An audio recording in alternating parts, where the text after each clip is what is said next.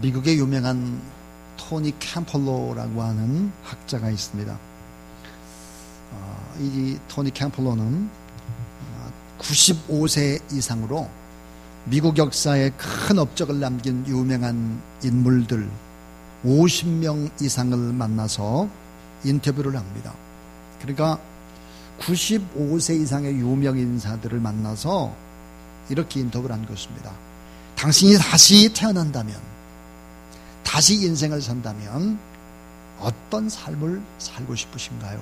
이렇게 질문을 했습니다. 자, 수많은 족적을 남긴 유명한 인사들입니다. 긴 인터뷰를 통해서 내린 공통적인 두 가지를 이렇게 말하고 있습니다. 하나는 내가 인생을 다시 산다면 좀 여유 있게, 좀 즐겁게 인생을 살고 싶다. 너무 그동안에 바쁘게 살아서, 너무 긴박하게 살아서 여유가 없었다. 그래서 좀 여유 있게 즐겁게 인생을 살고 싶다. 이게 첫 번째 공통적인 얘기. 두 번째는 이 땅에서도 의미가 있고 죽어서도 정말 가치가 있는 그 일을 위해서 내가 살고 싶다. 너무 돌아보니까 허무하다. 이 땅에서도 가치와 의미를 찾고 죽어서도 의미 있는 일, 그런 일을 위해서 나는 다시 인생을 살고 싶다. 그렇게 말했습니다. 우리가 일시적인 일에 인생을 투자하는 것이 아니라 영원한 일, 죽음 이후에도 결코 후회가 되지 않는 그 일, 그 일을 위해서 인생을 살고 싶다 그랬습니다. 지난 2월 달입니다. 2월 달에 서울 강동노회 부노회장이신 우리 김장국 목사님, 이분이 바로 저희 교회 아주 가까운 동서울대학 바로 그 옆에 이제 시무를 했습니다. 이분이 이제 새벽 기도를 하기 위해서는 한 30분 전에 이 강대상 뒤에 오셔서 홀로 기도를 합니다. 자, 5시 반이 이제 돼가지고 딱 불을 켰는데 목사님이 안 일어나는 거예요. 그래서 사모님이 이렇게 뒤로 가서 여보 이렇게 했더니 목사님 푹 쓰러지셨습니다. 이미 돌아가셨습니다. 일평생 주의 복음을 위해서 살았던 분이죠. 은퇴를 3년 앞에 놓고 갑자기 심장마비로 돌아가신 것입니다. 교회를 3개나 짓고 또 교회를 위해서 많이 애를 썼던 그분이 그만 기도하는 도중에 하나님 앞에 부름을 받게 된 것입니다. 이번에 장례식을 참여하면서 제가 기도 제목이 생겼습니다. 그것은 뭐냐면 나도 주의 일을 정말 열심히 하다가 몸이 아프고 병들고 이런 것이 아니라 기도하다가 주님 앞에 부름을 받으면 참 좋겠다. 이왕에 우리의 몸도 썩고 녹슬고 병드는 것인데 썩고 녹슬기 전에 달아서, 내 몸이 달아서 주님 앞에 가면 참 좋겠다. 또 내 진액을 다 뽑아버리고 주님 곁으로 갈 수 있도록 도와주세요. 참 멋있고 아름다운 죽음이 되도록 도와주세요. 특별히 내가 하나님 앞에 내 신앙의 최고의 전성기 때 하나님 앞에 갈 수 있도록 도와주세요. 이런 기도를 했습니다. 사도행전 7장에 보면 정말 멋있게 인생을 마무리하는 한 사람을 만나게 되죠. 스데반 집사입니다. 인생 최후의 날에 그는 설교를 하는데 눈물을 흘리며 성령의 능력에 사로잡혀서 구약 성경을 아주 정통하게 꿰뚫으면서 복음을 전합니다. 근데 자신을 향해서 막 돌을 던지는 거죠. 저주를 퍼보던 수많은 사람들을 용서하고 사랑하고 축복하면서 하늘을 우러러보니까 하나님 보좌 우편에 앉아 계셔야 될 주님이 서서 자기 모습을 내다보고 있는 거예요. 그리고 영원한 하나님의 나라로 이 스데반이 돌아간 것입니다. 참 멋있고 깨끗하고 아름다운 삶이죠. 장엄한 삶이죠. 가장 인생의 최고의 절정의 복음을 증거하며 하나님 품으로 갈 수 있다면 얼마나 축복이겠나. 여러분, 많이 아프고 병들고 이렇게 하지 말고 아주 건강해서 기도하는 도중에 하나님 앞에 부름받는 축복된 여러분의 삶이 될 수 있길 주의 이름으로 축원합니다. 오늘 본문에 보니까 하나님이 쓰시는 귀한 한 사람이 소개가 됩니다. 유다의 세 번째 왕 아사입니다. 이 아사 왕은 참 멋진 왕이에요. 자, 이 마태복음 1장 8절에 보니까 우리 주님의 족보에 아사가 등장합니다. 아사는 여호사밧을 낳고 그랬습니다. 자, 이 아사가 몇 년 동안 왕위에 있느냐? 41년 동안 있습니다. 자, 이스라엘 여러분 초대 왕 사울이 40년을 다스리고 다윗이 두 번째 왕 다윗이 역시 40년을 다스리고 솔로몬이 또 40년을 다스리는데 이 아사 왕은 41년을 다스렸습니다. 그리고 성경은 이렇게 말합니다. 다윗 왕의 뒤를 따라간 아주 좋은 성실한 정직한 일꾼이었다. 이렇게 평가를 내리는 것입니다. 자, 여러분, 위기의 시대, 어려움의 시대, 아사왕은 어떻게 이렇게 41년을 다스릴 수 있었을까 하는 것입니다. 이 아사왕의 삶이 어떤 삶이냐, 특별히 신앙의 단계가 어떻게 하나님 앞에 서서 나라와 민족을 이끌었을까 하는 것입니다. 오늘 저는 신앙이 일으키는 기적을 보라, 그런 제목으로 하나님의 말씀을 전하겠는데, 오늘 이 말씀 속에서 주님의 음성을 듣는 그런 귀한 여러분이 될 수 있기를 바랍니다. 자, 이 아사 왕은 어떤 단계를 거쳐갔을까? 믿음이 우리는 어떤 단계를 거칠까 하는 거예요. 그 첫 번째가 뭐냐면, 따라하자, 하나님을 아는 기적의 단계. 자, 여러분, 하나님을 우리가 안다는 것은 기적입니다. 왜냐하면 창조주 하나님을 피조물인 우리가 알 수 있다고 하는 것은 놀라운 축복인데, 역대하 14장 2절에 보니까 아사가 그 하나님의 여호와 보시기에 선과 정의를 행하며 그랬습니다. 자, 아사가 하나님을 알았습니다. 이 아사의 삶을 하나님이 어때요? 다 보셨다 그랬습니다. 출애굽기 33장 13절에 보니까 내가 참으로 주의 목전에 은총을 입었사오며 원컨대 주의 길을 내게 보이사 내게 주를 알게 하시고 나로 주의 목전에 은총을 잃지 않게 하시며 이 족속을 주의 백성으로 여기소서 그랬습니다. 주님의 은총을 받아서 기중이 여길 받아 자기가 지금 지도자가 됐는데 주를 알게 하시고 주님의 길, 주님의 방법을 보여주셔서 이 백성을 제가 잘 이끌 수 있도록 하나님 저에게 새 힘을 주세요. 모세의 기도입니다. 여러분, 하나님을 경험하고 하나님의 임재 안에서 내 삶을 보고 계시는 하나님, 신전 의식 속에서 인생을 살아갈 수 있다고 하는 것은 축복 중에 축복인 것입니다. 아사가 그 하나님 여호와 따라하세요. 보시기에. 자, 여호와 하나님이 여러분 지금 예배 드리는 모습을 보고 계십니다. 믿으시기 바랍니다. 다 보시죠. 그러므로 사람들에게 잘 보이려고 하지 말고 하나님 앞에서 살아가라. 코람데오라고 하는 신전 의식 속에서 살아가라. 이것은 놀라운 기적입니다. 자, 이제 이렇게 하나님 앞에서 하나님을 알고 하나님이 내 삶을 보신다, 이런 생각을 가지고 인생을 살게 되면 두 번째 거치는 단계가 있습니다. 그 단계가 뭐냐?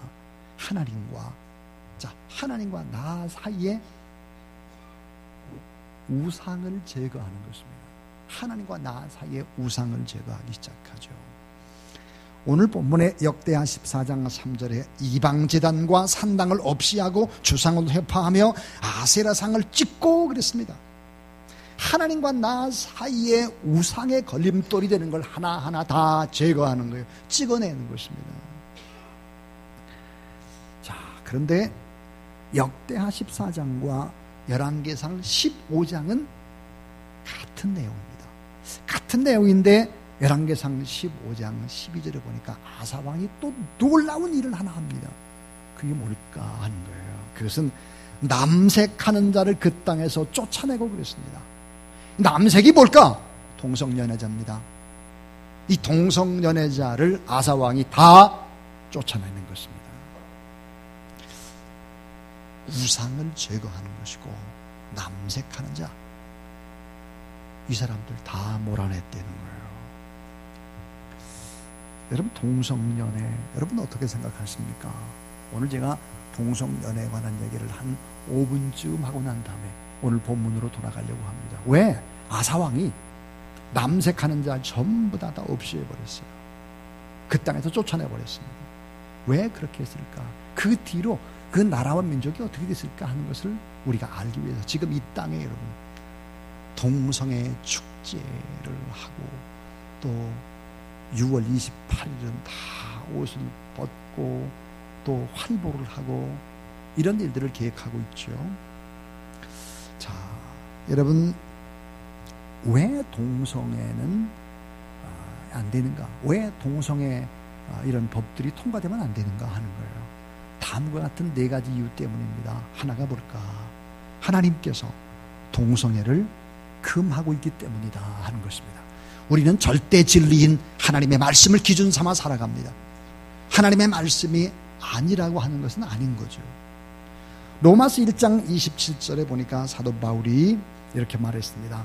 서로를 향하여 의목이 불릴 듯하며 남자가 남자와 더불어 부끄러운 일을 행하여 그들의 그릇 때문에 상당한 보응을 그들 자신이 받았느니라. 그래서 남자가 남자와 더불어 부끄러운 일을 했다 하는 거예요. 자, 아사 왕이 지금부터 몇 년 전이냐? 2900년 전입니다. 2900년 전에도, 물론 그 훨씬 이전에도 동성연애자가 있었습니다. 2900년 전에 아사 왕이 어때요? 전부 다 없애버렸어요. 왜 그랬을까?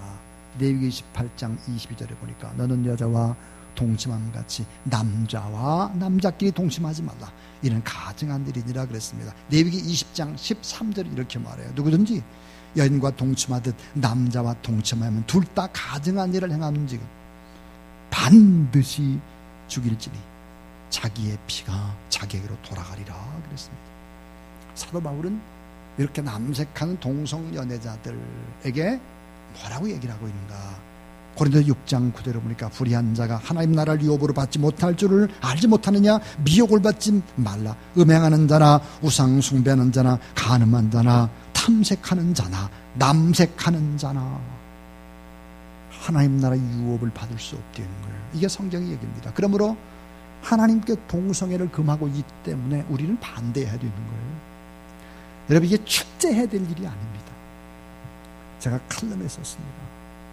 지금 보니까 북한은 여러분 얼마나 많은 사람들이 못 먹어가지고 고통을 당하는지 모릅니다. 2016년까지 영양의 불균형과 허덕이게 되는 사람들이 1050만 명이 될 것이다 그랬습니다. 북한이 1050만 명이면 여러분 40%가 넘습니다. 근데 우리는 지금 동성애 축제를 할 때인가 메르스가 창궐하는데 하나님께서 동성애를 금하고 있기 때문이다. 또 하나는 따라하세요. 생물학적으로도 순리가 아니기 때문이다. 이건 너무 중요한 얘기예요. 너무 중요한 얘기. 생물학적으로도 순리가 아니에요. 많은 사람들이 이거를 잘 모르고 있습니다. DNA가 그렇다는 거예요. 2% 정도 된 DNA가 이게 동성애로 나오게 되어 있다. 말도 안 되는 소리. 그것은 일반적으로 갖다 대는 소리인 것입니다.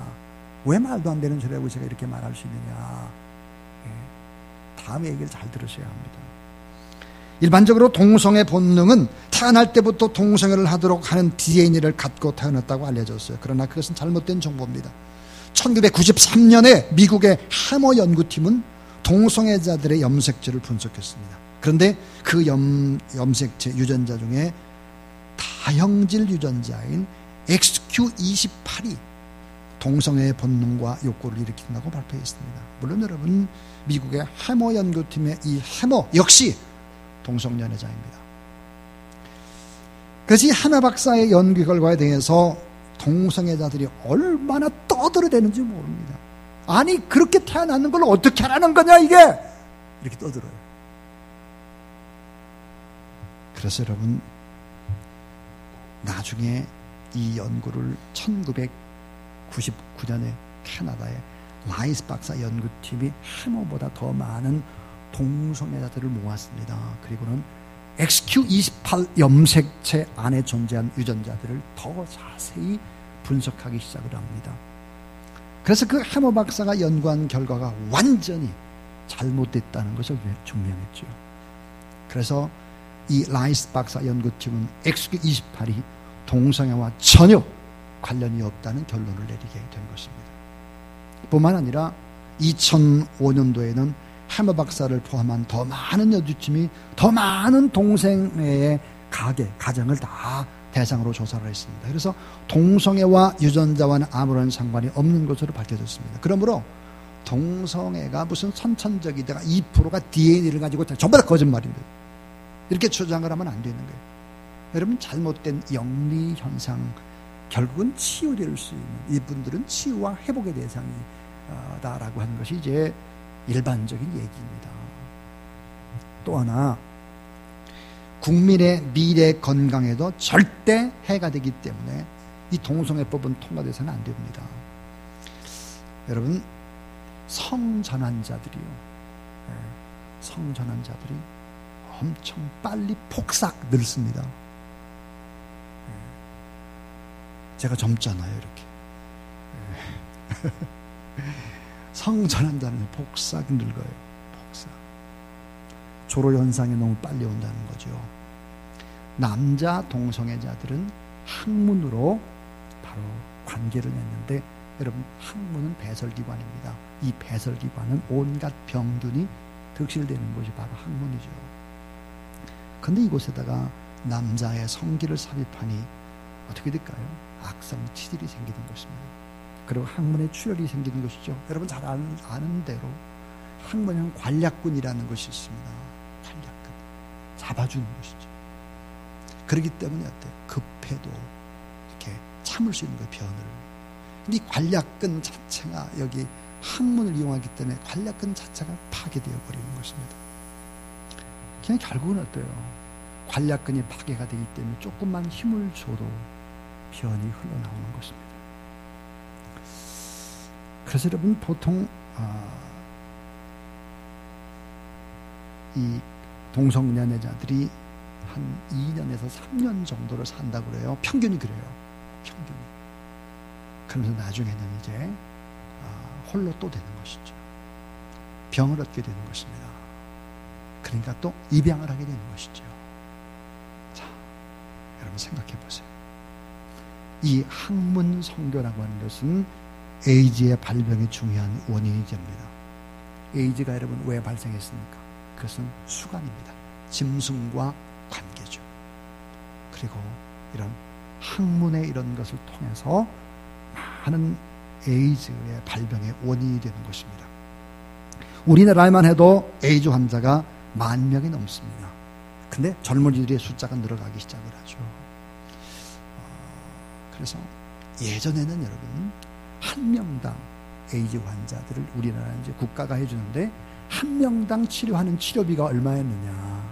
1년에 보면 3,500만 원 정도 든다고 그래요. 그래서 제가 어제 저녁에 저희 친구에게 문자를 보냈습니다. 야 이게 맞냐? 그랬더니 예전에는 그렇게 비싸게 들어갔는데 요즘은 1년에 한 400만 원 정도는 들어간다. 그렇게 얘기를 합니다. 여러분 10,000명이 넘어섰어요. 여러분의 내는 세금으로 이런 거 충당을 하면 이게 되겠습니까, 여러분? 이런 생각을 해보세요. 소수의 의견 어쩌고 저쩌고 하는데 그런 걸 다 떠나서 여러분의 만약에 아들이 결혼을 해야 되는데 신부를 데리고 왔는데 남자를 데리고 왔어요. 허락하겠어요? 자, 여러분의 딸이 결혼한다고 신랑감을 데리고 왔는데 보니까 여자를 데리고 왔어요. 결론이 뭘까? 동성애는요 아름다운 미래 사회를 이루어갈 수 없게 됩니다. 만약에 소수 차별금지법, 소수자의 인권을 보호한다. 이거 맞는 말이에요. 아주 대단히 앞서가는 진보주의자들이라든지 이런 분들이 막 이런 얘기를 합니다. 특별히 보니까 이석기 종북세력 이분도 보니까 찬성을 했더라고요. 자, 동성애법에 여러분 독소조항 반드시 빼야 됩니다. 왜냐? 이 동성애자들은 고아나 과부나 가난한 자들과는 다릅니다. 그런 사실은 어떤 사회적인 약자와 좀 다른 존재입니다. 그래서 만약에 이런 소수 차별금지법이 통과가 되면 어떻게 될까요? 만약에 저같이 지금 설교하면요 잡혀갑니다. 그렇게 얼마나 벌금을 내야 되는가 봤더니 1,000만 원 이하의 벌금에다가 2년 이상의 징역을 삽니다. 그리고 또 동성연애자가 저한테 와가지고 목사님 저희 결혼합니다. 주례를 좀 해주세요. 그래가지고 제가 주례 못합니다. 이러면 또 벌금 냅니다. 1,000만 원. 이게 통과되면 되겠어요? 이거? 안 되잖아요. 그래서 저희가 일찍이 여러분 서명을 해서 저희 다 보냈어요. 서울시에도 보내고 한교연에도 보내고 2군데 보냈어요. 자, 여러분 본문으로 돌아갑니다. 아사왕이 어떤 왕이었느냐? 동성연애자들을 전부 다 처단해버렸습니다. 하나님과 나 사이의 우상의 이런 관계들을 다 제거한 것이죠. 자, 여러분 신앙생활에 있어서 외도가 있습니다. 신앙의 외도. 그게 뭘까요? 예수 그리스도 없이 잘 되는 거예요. 예수님 없이 공부 잘하는 거 좋은 거 아니에요? 예수님 없이 부자 되는 거, 예수님 없는 권력, 그거 다 헛것입니다. 다 허무가 남게 돼요. 그래서 자, 하나님과 나 사이에 그런 우상들을 다 제거했단 말이에요. 아사왕이. 그 다음 세 번째예요. 이 세 번째는 따라서 기도 생활에 능력과 기적이 나타납니다. 자, 역대하 14장 4절에 보니까 유다 사람을 명하여 그 열조에 하나님이 여호와를 구하며 그 율법과 명령을 행하고 그랬으며 여호와를 구했다고 하면 하나님 앞에 간절히 기도하게 만들었다. 하나님 앞에 간절히 기도할 때 어떻게 될까? 영적인 파워가 나타나기 시작하는 거예요. 성령의 강력한 기적과 능력들이 나타나기 시작한다는 거예요. 그렇습니다. 하나님 앞에서 백성들을 다 기도하게 하고 말씀을 붙잡게 하고 그렇게 했더니 기도의 능력이 나타나기 시작했다 하는 거예요. 여러분 사업을 할 때나 어떤 회사에 원서를 낼 때나 학교에 원서를 낼 때나 결혼할 때나 어떤 중요한 결정을 낼 그때는 내 영이 가장 맑고 가장 투명한 상태에서 기도하고 응답을 받아야 됩니다. 예를 들어서 막 남편하고 다투고 싸우고 막 이래서 섭섭해서 교회에 와가지고 막 기도해가지고 응답받았다. 그거 잘못 받을 수가 많아요. 영이 가장 맑을 때 하나님 앞에 기도해야 하는 것입니다. 자, 이 같은 기도 생활을 잘하게 되면 네 번째는 어떻게 되느냐? 따라해주세요. 평안과 형통의 기적이 나타난다. 평안과 형통의 기적이 나타나는 거예요. 여러분 예수 그리스도를 잘 믿어서 참 행복한 가정, 그 가정에 어떤 현상이 공통적으로 일어날까? 행복한 가정의 삶의 커튼을 살짝 제치고 그리고 들어가 보면 그 가정에는 그 어떤 한 사람이라도 기도하는 기도의 값을 지불하는 귀한 분이 언제나 있습니다. 좀 부족하다고 할지라도 눈물로 기도의 씨앗을 뿌리는 사람이 있을 때 그 가정의 한 복판에 참 평안과 형통이 임하고 우리나라도 마찬가지예요. 나라도 형통과 또 평안함이 임하게 된다. 오늘 보니까 눈물의 기도는 기쁨의 단을 얻는 비결인데 오늘 말씀의 5절을 보면 나라가 그 앞에 평안함을 얻었다 그랬고 6절에 보니까 평안하며 7절에 보니까 사방에 평안과 형통함을 줬다 그랬습니다. 8절에 보니까 아사의 군대는 유대 중에 방패와 창을 잡은 자가 30만이요 비냐민 중에 작은 방패를 잡으며 활을 당기는 자가 28만이라 다 큰 용사더라 그랬습니다. 여러분 2900년 전에 58만 병사면 이게 큰 거예요. 그런데 아주 잘 훈련된 공수특전단이에요. 공수특전단이 58만 명이라면 이게 엄청 많은 거죠.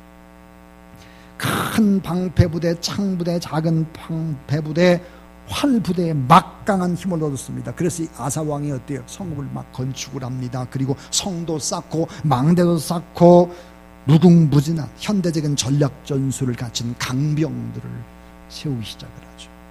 엄청난 기적입니다. 이런 기적들이 나타났습니다. 자, 여러분 신앙생활이 여기서 끝나면 얼마나 좋을까요? 네 번째 단계에서 끝나면 참 좋을 것 같아요. 자, 내가 하나님을 알아요. 하나님을 알고 하나님이 나를 봅니다.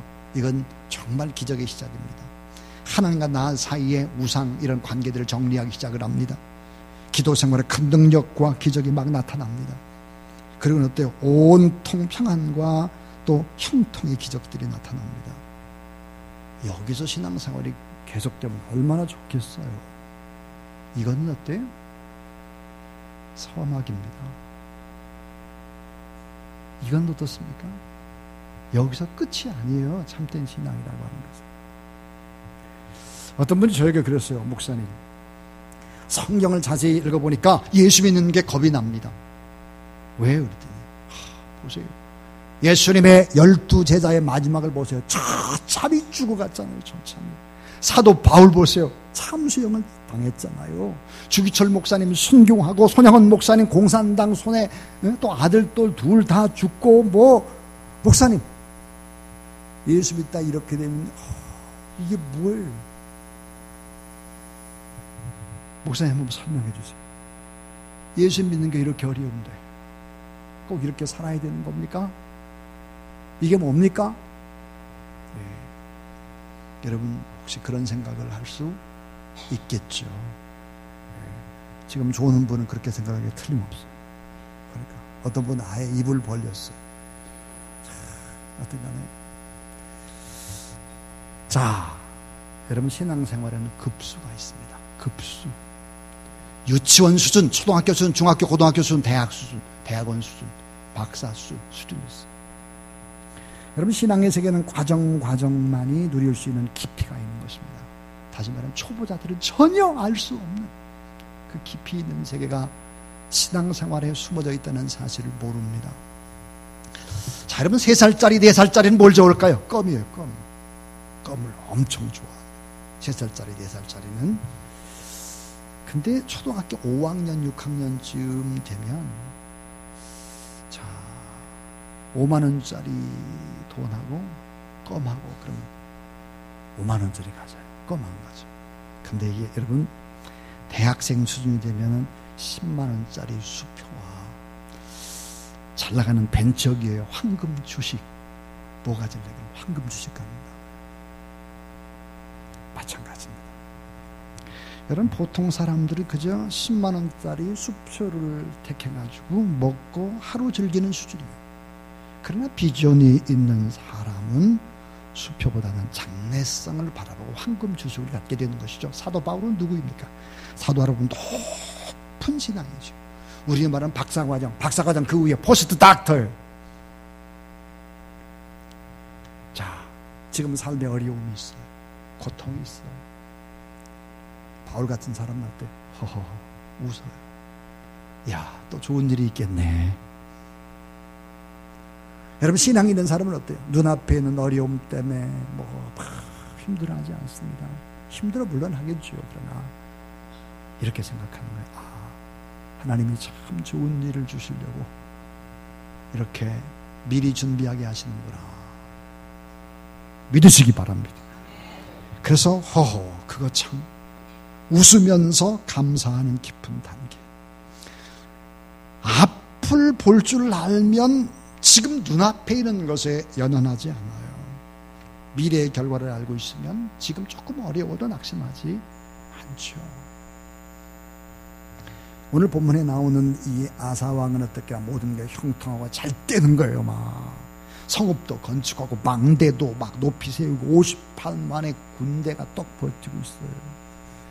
이와 같은 때 아사왕이 어떠실 것 같습니까? 오, 하나님 감사합니다. 이런 일 하나님이 다 하셨으면 하나님 영광을 받으시, 하나님 찬양합니다. 하나님 경배합니다. 이렇게 했으면 얼마나 좋을까요? 자, 아사 왕이 교만해지는 것입니다. 아담의 자손이기 때문에 교만이 싹 트는 거예요. 자신 힘으로 뭔가 하려고 했기 때문에 자꾸 교만, 그리고 군대 수는 점점점 늘려나는 거예요. 여러분 삶의 어려움과 고통이 올 때 생각해야 합니다. 나를 낮추시는 하나님, 겉으로 축복하는 것이 아니라 내 내적으로 정말 겸손하고 더 아름답게 나를 만들어 가시는구나, 그렇게 믿으시길 바랍니다. 신앙은 무엇입니까? 내 과거를 돌아보면서 감사하는 거예요. 오늘 이 자리에서 여러분의 과거를 한번 돌아보세요. 과거가 어땠습니까? 예수님 없이 살던 그때가 어땠냐고요. 과거를 돌아보고 감사하고 앞을 내다보고 기대하면서 여러분 하나님 앞에 나가는 기대가 있어야 되는 거예요. 과거를 돌아보며 감사하라. 앞을 내다보며 기대하라는 거예요. 이런 일이 어려움이 있으니까 기대가 되네 하나님이. 이렇게 생각하시길 바랍니다. 자, 여러분, 우리가 잘 때고 형통할 때 어떻게 되냐? 몸부림쳐야 되는 거예요. 그래야 타락하지 않아요.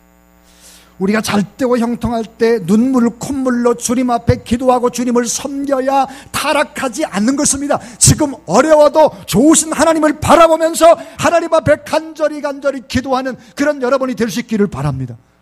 여러분이 장로이고 권사이고 안수집사님이라고 하면 더더욱더 여러분은 하나님의 나라의 대표성을 가진 자입니다. 하나님의 대리자들입니다. 이 하나님의 대리자를 깨어 기도하고 희망을 제시하는 그런 여러분 될 수 있기를 바랍니다. 자, 아사왕이 이렇게 교만해지니까 하나님이 쓰는 전략이 있습니다. 특수 작전을 전개하는 것입니다. 어떻게 해요? 역대하 14장 9절을 보세요. 구스 사람 세라가 저희를 치리하여 군사 100만과 병거 300승을 거느리고 마레사에 이름에 그랬습니다. 여러분, 100만 군대에다가 철병거가 300승이요. 여러분, 철병거라고 하는 건 활부대, 창부대, 칼부대 게임이 안 돼요. 철병거로 밀어버리는 거예요. 아사왕의 군대는 58만이 고작이에요. 근데 보니까 100만 군대예요. 철병거가 300승이 있어요. 추풍 낙엽처럼 쾌유패당하는 게 당연하죠. 10절에 보니까요, 아사왕이 골짜기에 진을 쳤대요. 이 기가 막힌 얘기예요. 어떻게 골짜기에 진을 치냐고요. 어디에 쳐야 되죠? 자기가 지어놓은 성이라든지 성벽이나 망대 58만 군대가 거기에 진을 쳐야 되는데 골짜기에 친 거예요. 골짜기 쳤다고 하는 건 뭐예요? 위에서 공격하면 어때요? 도간에 던진대요. 자기가 능력 있다고 생각하던 모든 것들이 무용지물이 되고 휴지 조각이 되는 것입니다. 하나님께 자주 쓰는 전법이 바로 이런 전법이에요. 내 능력을 깨부수는 전법. 내 실력, 내 경험, 내 학력, 내 재산, 내 건강, 이거 부수는 전략이에요. 그래서 마지막의 전략이 뭘까요? 신앙은 이제 이거를 통과해야 진짜예요. 따라해주세요. 육체의 한계를 뛰어넘는 고난도의 단계. 육체의 한계를 뛰어넘는 고난도의 단계까지 가야 진짜인 거예요. 자, 하나님과 나만이 아는 세계를 경험하게 하는 거예요. 그 누구도 잘 몰라요. 하도 어려우니까. 그 한계, 도저히 내 힘으로 안 되겠다. 도저히 이건 불가능하다. 야, 사면초가 다 막혔어. 하나님만 의지할 수밖에 없도록 하는 깊은 단계입니다. 자, 100만 대군의 진격, 300승의 철병으로 공격할 때 내 힘으로 도저히 불가능하게 만드는 거예요. 코너까지 빌려가지고 어때요? 꼴짝에 진을 쳤습니다. 준비한 거 소용이 아무것도 없어요. 이 같은 때 하나님 앞에 어떻게 기도해야 될까? 11절은 너무 간절한 기도, 힘 있는 기도, 위대한 기도, 아름다운 기도입니다. 100만 대군 앞에서 드린 기도예요. 지금 이 나라의 민족이 정말 그렇게 기도해야 되지 않을까요? 지금 역대하 14장 11절에 보니까 그 하나님이 여호와께 부르짖어 가로되, 따라해주세요. 여호와여, 강한 자와 약한 자 사이에는 주밖에 도와주리가 없사오니 우리 하나님 여호와여 우리를 도우소서. 하나님, 강한 자와 약한 자 사이에 도와주리가 주님밖에 없습니다. 저는 도저히 못합니다. 제 능력은 완전히 바닥입니다. 어떻게 할 길이 없습니다. 주의 이름을 의탁하고 주님 앞에 간절히 기도하는 것입니다. 이 같은 절박한 기도, 피를 토하듯 전심으로 기도해보지 않고 신앙생활 하는 것은 초보자들이에요.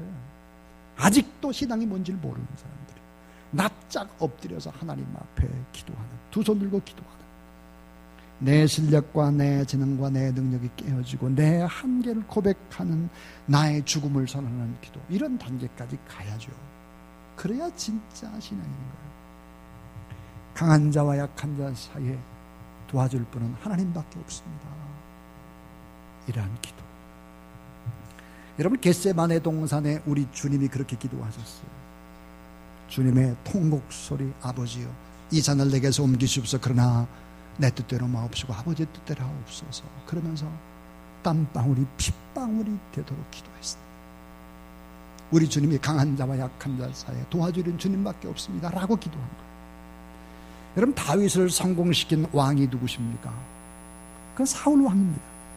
다윗을 죽이려고 했어요. 그러니까 다윗이 어때요? 기도할 수밖에 없는 거예요. 그 위대한 왕이 된 것입니다. 여러분, 한나를 성공시킨 여인이 누굴까요? 분인나예요. 한나의 마음에 불을 질렀습니다. 그래서 한나가 어때요? 기도할 수밖에 없는 거예요. 자녀가 없으니까. 그래서 한나가 이렇게 기도를 하죠. 여호와여, 나를 한 번만 생각해 주시옵소서. 한 번만 좀 나를 생각해 주세요. 한나의 기도죠. 여러분, 예수님을 가장 많이 닮았다고 하는 구약 성경에 요셉을 성공시킨 사람이 누굴까요? 그것은 요셉을 죽이려고 했던 못된 형들입니다. 배가 다른 형들이에요. 그리고 보디발의 아내와 같은 사람들이죠. 한계를 만납니다. 어려움이 있습니다. 이 어려움을 주신 하나님은 여러분, 오늘도 살아계신 우리와 함께 하신 하나님이라는 사실을 믿으시길 바랍니다. 신앙은 이론이 아니에요. 경험과 체험이 있어야 됩니다. 그러면 오늘 이 아사왕의 간절한 부르짖음, 그 육체의 한계를 뛰어넘는 그 기도가 어떤 결과를 가져왔을까 하는 거예요. 역대하 14장 12절에 보니까 100만 대군을 물리치고 승리합니다. 수많은 전리품들을 다 차지합니다. 큰 영광을 돌리면서 예루살렘으로 승전가를 부르면서 돌아오는 것입니다. 사랑하는 여러분, 이 나라의 민족이 어렵다, 위기다, 이런 소식을 듣습니다. 그러나 낙심하지 말고 하나님 더 큰 새 힘을 준비하시고 더 큰 생명의 능력과 권세를 준비하고 계신 그 여호와 하나님을 의지할 때 이 나라의 민족은 더 역전되고 오늘 본문의 말씀처럼 승리하고 더 많은 전리품들을 얻고 더 큰 영광을 돌리는 그런 기적들이 나타나게 될 줄로 믿습니다. 그런 좋으신 하나님 의지하며 하나님 앞에 나가는 여러분 되기를 축복합니다. 우리